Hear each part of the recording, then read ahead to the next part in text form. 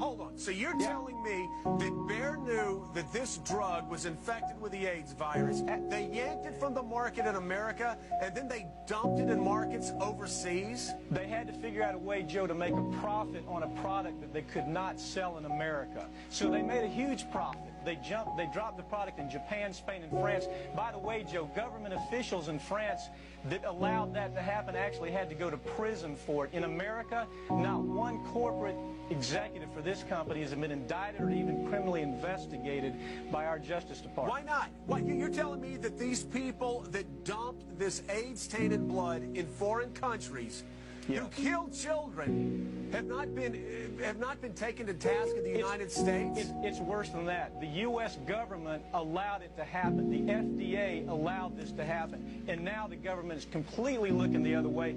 Thousands of innocent hemophiliacs have died from the AIDS virus. And not only they're dying, their family members are dying because they're becoming infected with the disease. This company knew absolutely that they had a problem with the product. They knew that it was infected with AIDS. They dumped it because they wanted to turn this disaster into a profit.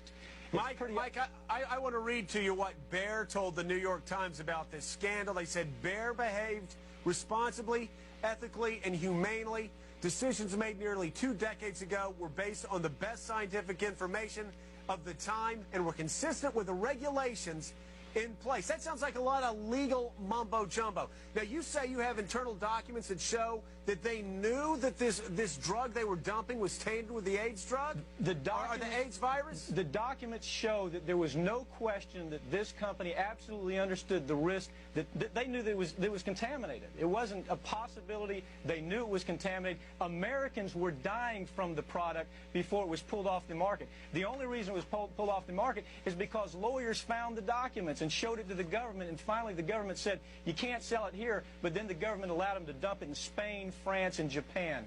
That's amazing. That's just amazing. Well, I want to read to you what the New York Times said, and this is an investigation that they also did, and they said the federal government was part of the problem while the Food and Drug Administration told the company not to ship the drugs overseas. The man responsible for the drug supply, quote, asked that the issue be quietly solved without alerting the Congress, the medical community, and the public. This is a cover-up, and our Congress is not doing anything. What